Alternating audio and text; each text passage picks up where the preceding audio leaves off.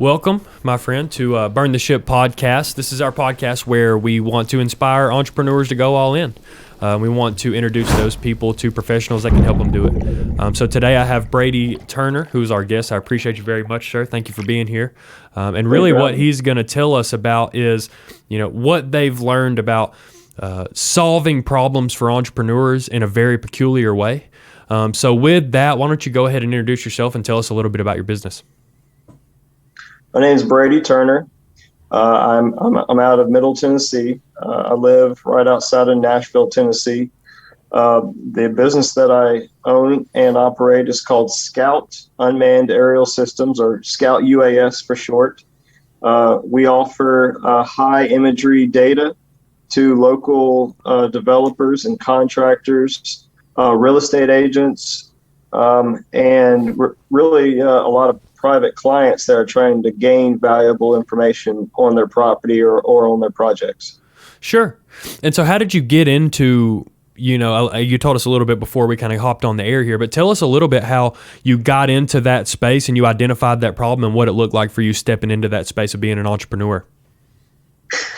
I fell into it, man. I mean, I've always been really good with computers. I mean, when I was at a young age, I would take computers apart and put them back together. And we were always trying to, soup up our computers as kids and see how much RAM and information and data we could pull out of them to make them better.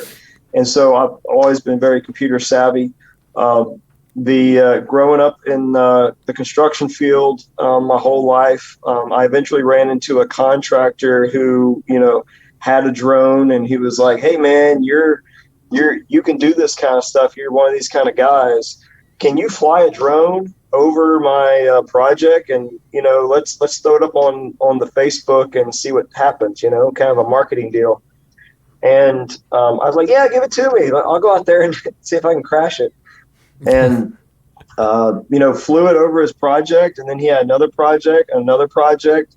And, it kind of became this little small thing I did for this guy. And then, we thought, well, if we're going to have one, we got to have two, right? Because what happens if we crash this one? And then so it kind of started there. I mean, I had one, and then I bought a second one, and now I had five, and now I have, a workshop that looks like an old Radio Shack if you go in there. And I got them lined up on the walls. I build my own fixed wing flyers and asset gatherers, and it's just kind of gotten out of control. And if you fly one, you fly 100 for and the phone it doesn't stop ringing. Sure. And are you guys doing business in the Middle Tennessee area, or are you guys kind of branching out? Yeah, it's been mostly Middle Tennessee. I mean, I've gone as far as southern Texas. And, in the South, I've gone as far out as Durango, Colorado, chasing a job a guy wanted me to go out there and do. But I'd say 95% of the work is around Middle Tennessee, Southern Kentucky, Northern Alabama. Sure. Well, talk me through, as you're solving this problem for this guy and you're seeing what the value is, what kind of traction from a marketing perspective was he getting for that? Was it helping him kind of land more jobs, or what was the value there? It blew up. Oh, wow. I mean, it's one of those things where, no one had ever seen, a construction job site from the air like that. And some of the perspectives that I was able to accomplish by, doing like a 360 fly around and like a trucking shot and, a couple different sideways shots. And some of those different perspectives allowed him to market his business. And all of a sudden, people on the Facebook and the LinkedIn platforms were sharing these things, and look how cool this is. And his name was getting passed around. I mean, that contractor took over Nashville, not just because of me, but I mean, we shot a lot of videos, and it really took off. It was really impressive to watch how much people enjoyed seeing those videos. Sure. And that makes a lot of sense because it's something so fresh, so like what, right. as you guys are continuing to market in this space, you're helping these guys, contractors land more and more of these jobs, obtaining more and more area, more and more business in the Nashville space. Well, your brand is kind of growing too. I mean, I think that's a pretty good place to be early on in entrepreneurship, is that you kind of have someone that you're growing hand in hand with, and you're seeing real results. So take me through that growth. You're helping this guy grow. He's landing more jobs. You're doing more business. You're getting a lot of views. How do you start really becoming your own business? How do you start really becoming your own entrepreneur, where you're handling the jobs and you're making sure that you have all these pieces in place, that you're delivering the product that you want to deliver? That's a real good question. I think a lot of entrepreneurs ask that question, and I think it's a question that only somebody that's really passionate about the business can answer for themselves. One of my new favorite jokes is, whenever I went to work for myself, I went from working a 9 to 5 to working a 5 to 9. Like 5 in the morning to 9 o'clock at night. That's owning a business, man. And you really got to like what you do to do that kind of thing. Otherwise, I mean, you'll get pushed out of it, or it'll just burn you out. You really got to enjoy what you do. From the very beginning, I was excited about it. And I haven't been bored. Like I don't really get bored that easily, but it every day that I do it, I get more excited about it. From the very beginning, I saw it as a path that I had to do. Like I couldn't think of my life without this new path. I remember the light bulb moment when he was talking to me, and we were talking about it, and I was just like, the wheels were spinning, and I lost control of my future. I realized that this is what I'm going to do. Sure. And I was really excited about it. And it's grown. I mean, now it's not only a company and a project by project business that I run, but it's now a hobby. I mean, I spend my Saturday afternoons in my shop trying to figure out how to make the radios work through the trees, and how to increase my distance, and how to increase the redundancies so that, safety can be, the safety factor can be multiplied. And I mean, whenever you start a business and you get into business for yourself, it's all on you. There's no one to call on. You count on yourself. And so whenever you start your own business type thing, you wake up every morning and you hit the pavement hard. I mean, some of my mentors have talked to me about how they go to door, putting flyers on the doors and knocking on doors. And that's what I did. I was calling up general contractors in the area, and I was going to meet with them, and I was saying, guys, I can do this for you. And they would say, well, prove it. And they're like, Brady, we don't want to pay you for something that we've never seen before. I'm like, okay, well, let me do it for you. I'll give you the first one for free, and you'll see the value of what I'm offering you. And so, I mean, you just got to speak the language of your own trade. And that's what I did. I mean, I'd go into general contractor's office and say, hey, this is what I can do for you, and this is what I offer. And I say, I'm going to give you the first one for free. And I'd give them the full package. And then, they call me the next day and be like, wow, and I still get that today. I mean, just 2 days ago, I did an update for this huge $100 million project out in Franklin. And the owner of the property immediately was just like, this is incredible. And I've been sending them videos for months. Sure. And so are you branching into any other industries? Or are you looking to kind of diversify what you're doing? Or are you staying in your own space? It's a specialized trade. I mean, it really is. I mean, I confidently say that the unmanned aerial systems is now more of a trade, because it has the broad toolbox of understanding radio telemetry and radio frequencies, along with aerodynamics, safety aspects, understanding a lot about weather, understanding flight patterns, understanding a lot about what you can and can't do in certain areas around, like, say, power lines or gas lines or, substations and things. And so really with it being such a niche trade, the ability to go outside that really it becomes so broad that it wouldn't be worth it, if you will. Sure. It's almost like you got to kind of stick to what you know. Full transparency, I have a general contractor's license. I have multiple jobs that I carry.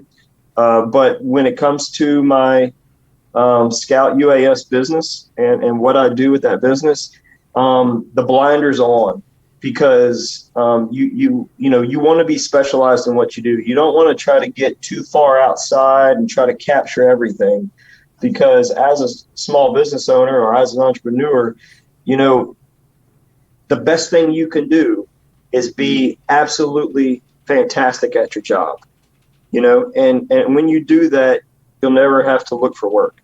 Sure.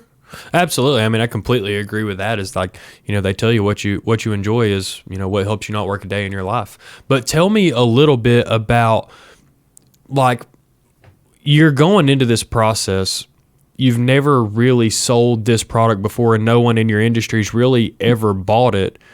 What is it like to try to outline that value to someone? Because, like, in my space, being in the credit card processing space, I work with business owners. It's a little bit more diverse, set of business owners than you guys are working with. But, as a service provider, as a process, as someone that we want to be able to bring value to, we outline and say, here's the money we're going to save. Here's the time we're going to save. Here's what the technology and the solution is going to look like. How do you go about that process of really building out that pitch, of making someone understand, hey, here's the value and impact it's going to have on your business to such a foreign brand new product? Wow, that's a big question. It may be worth a whole nother podcast, but right. The short of it is, it's about proving the value. So, for instance, when I go out to a construction project, a lot of these guys on the projects, they all have cameras and they're all taking pictures of what's going on in the project. And so, I say, hey, just give me a chance. Let me go out there and fly your project, and I'll send you your videos and your pictures, and I'll send you a map of your property. And I'll send you a 3D model of your buildings that you're building. I'll send you the 3D model of the the wood framing and the steel that you're building. I'll send you a contour design of your. And they're going, whoa! You're sending me what? I'm going, oh well, that's what I do. I'm sending you all this information, and now you can use it.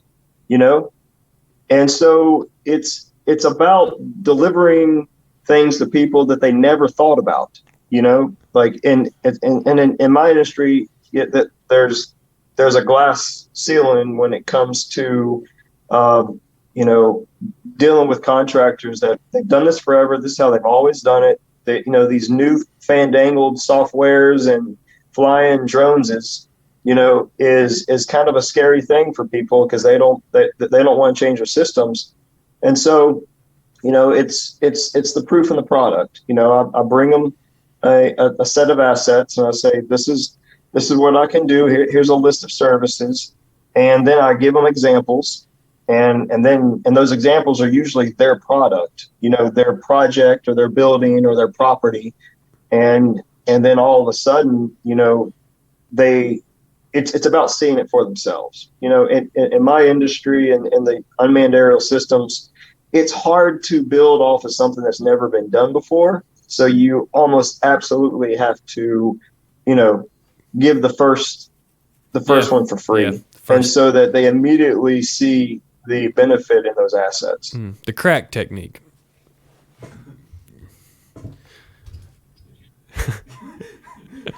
It's a very outstanding. It's definitely different. I'm really just kidding, but it's It's definitely different. I mean, it's brand new, you know. So my next question after that would be like, as you are giving away this product, you know, like you're going through this scenario where you're having to kind of prove your value by doing the work up front. What is that second conversation like? You know, you're like, hey, I've done all this work for you. How is it that you as an entrepreneur really define your value? Silence. Like I I don't haunt people. Like, you know, I let my work speak for itself. Um, Oh you wow. know, I've always known that, performance speaks a whole lot louder than words. And so, I'll say, hey, I'll send them my package. It's usually like on a USB, for some of the older contractors that don't really have the wherewithal to download massive files, or I'll send them a share file with all their assets on it. And I just leave them alone.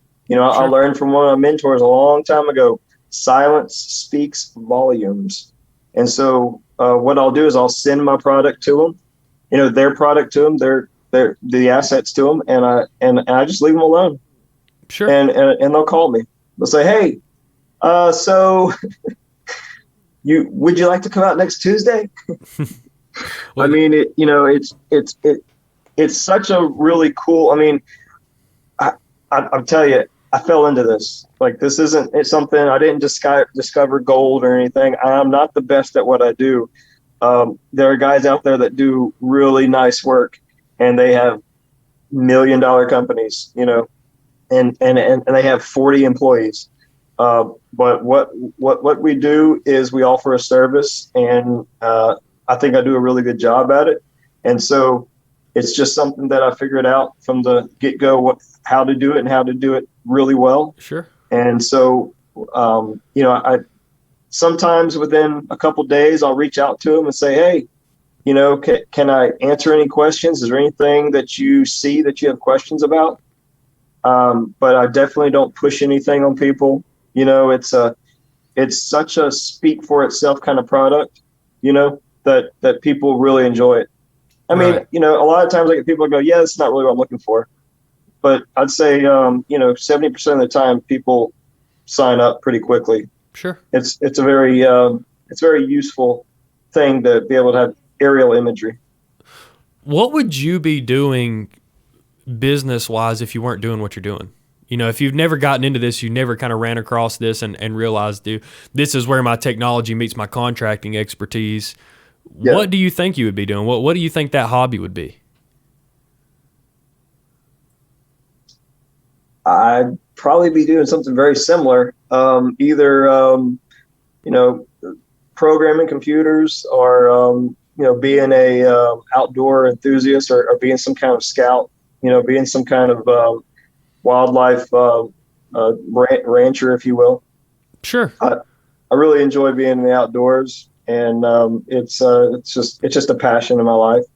So, I've always kind of dreamed of being a Tennessee wildlife ranger. So it's kind of you know, a retirement plan, if you will. Sure. Well, that makes a lot of sense. I enjoy it a lot too. Yeah, and our climates aren't too awful different. You know, we're Northwest Georgia, so we got a lot of Beautiful that. country up there, y'all have. You've got it better than us. I'll tell you, we just went not even that long ago. We went to we ended up snowboarding in Asheville, but where were we before that? We were in Maggie Valley. That's exactly where we were. We were in Maggie Valley, so a little further east of you guys. But that Yeah, dude, that whole, I mean, you're just going up and down the side of mountains on these highways to get to these places. It's a beautiful place. And that's really what I think of is like when I think aerial photography, I think of these wide panning shots of this beautiful landscape that you guys kind of have all around you up there. I mean, you couldn't ask for better scenery.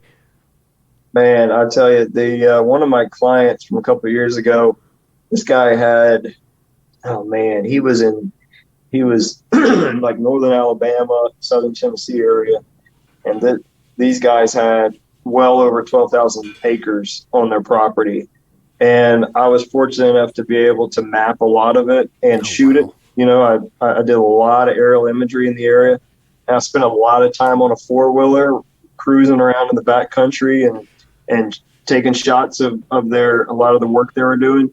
And I mean, Tennessee, Northern Georgia, Southern Georgia, Alabama. I mean, it's some of the most, the whole Appalachia all the way up to the Blue Ridge Mountains. I mean, it's some of the most unique and beautiful areas in the entire world. I mean, there's no other areas in the world that have the Appalachia type environment. For it's a very sure. interesting area. Yeah, it definitely is. I completely agree. My director over here is drooling all over his keyboard. No? Yeah, at the sound of that opportunity, and I am as well. But that's exciting, man. And tell me this. I kind of want to wrap up with this. Is that you have obviously a passion for what it is that you do, and you obviously have developed a skill set around that passion. It's an obsession. It's a problem, probably. Sure. My wife would probably say that she would like to see more of me. Especially on Saturdays. It makes a lot of sense. But tell me this is like, well, our podcast is called Burn the Ship, and what we think is burn the ship is going all in on your business, committing and figuring it out here. So you kind of burned the ship in your own way of, hey, I'm going to really build a business and a skill set around my technology mixed with my network of contractors. That's right. What about other entrepreneurs that are probably listening to this right now? What would you say to those people that are thinking about burning their ship? Do it. Do it now. Seriously. I mean, what I did from the very beginning, and in all seriousness, is I didn't quit my job immediately and just went for it. I went for it all in, but I didn't quit my day job until that income matched the income of what I was currently making, right? So I think I run into some business owners and people who are really struggling because they go all in early. I never borrowed a dime. I did everything kind of moonlighted, if you will, but I didn't let it affect my day job. And I did go all in. I mean, I began to, I went through all the training. I practiced. I'd go out in fields and practice my flights and all my maneuvers and all my cinematography. And then I went through all the training and went through all the licensure with the FAA and I work on the boards, the nerd boards, if you will, of all of us RC nerds and radio heads. Yeah. All those ex-Radio Shack employees. Yeah. Former Radio Shack employees, probably. I mean, it's something that you just have to gauge for yourself. As a business owner and someone that's built a business, I would say you go all in no matter what. If you don't want to go all in, it's not for you, because you've got to love what you do. If you don't really, really like what you do, why are you doing it? That's why they call it an occupation. It's something to occupy your time, right? It's no longer a job or something that brings you down every day. I really believe in doing what you like to do every day. And once you find that, you'll be successful. Sure. Absolutely. I completely agree. Without a doubt. I completely agree. That's why I spend all my time doing podcasts. There you go. Yeah. So tell people if they want to buy something from you or they need your help, want to have a conversation with you, how do they find you? I tell you, scoutuas.com, scoutuas.com. That's my website. You can reach me on the website. I'm not a, pay for services only guy. I love to talk to people who are interested in building their business. I've talked to guys coming out of the military. I've talked to guys coming out of college. I've talked to people who are just interested in drones. You're like, hey, what drone should I buy? Like I talk to all kinds of people. I do podcasts. I do interviews. I've done stuff for the History Channel. I mean, this is something that I really love to do, so reach out to me if you ever have any questions or you're interested in this type of work. I'd love to help out, younger entrepreneurs or people who are trying to get in the business. I think that's what it's all about, trying to Sure. Get people in and help people learn what it's all about. Sure. And our entrepreneurs will absolutely appreciate that and those resources that you've given us out, what you've told us today about what it is that you do, as well as the ability to have a conversation with you. For the nerds that are still hanging around at the end of this podcast, what kind of drones are you using? What are you flying? My workhorses, would be the Phantom lines, the prosumer Phantoms, the Phantom 4 Pro, the Phantom 4 surveying drones. I use the Mavic 2 drones. I have a couple home built drones that I built in my shop. The Sky Hunter, the Ranger. These are all drones that you basically put a computer into with a camera, and you put frequencies of different pictures on the camera on the drones, and it takes pictures. But I'd say more so my workhorses are all the DJI Phantom and the Mavic. I've used those for years. They're flawless. They fly great, and their redundancy is through the roof. Now, I've really been interested in this in the Skydio, whatever it's called, line of drones, but I just haven't kind of dipped my toes in that yet. But those guys are doing fantastic work. Right. Well, really I'm interested. I'm super interested to see where that technology goes, because some of the stuff that some of those top of the line drones are capable of is insane. Especially knowing the little I know. Those guys, well, those drones aren't really for me. My drones are typically more industrial based, Sure. and I need something that I can rely on. And those drones are like for following motorcycles and guys that go running through the woods and stuff. The object avoidance AI in those drones, it's just the technology is just moving so fast. Really impressive company they have over there. Yeah, absolutely. Well, I appreciate your time, man. I really do look forward to keeping in touch with you and seeing how your business develops. I think that you guys are going to be a big player in this game as this game continues to develop. So reach out anytime. For sure, I definitely will. Appreciate it. Yeah, we'll be up there. At some point we get around a lot, so we'll come show you what we're capable of too. We haven't we're pretty good at everywhere but the air. So. Yeah, come on down. I'll put you on a 4-wheeler and we'll go check out some of the back country. It's beautiful out here. Cool. I wish we had a fist pump camera for that. Tristan's excited about it, but I'll definitely keep in contact with you. We can do that. Love it. Sounds good. Cool, man. Thanks. Great talking to you. Yeah, Bye-bye. you as well.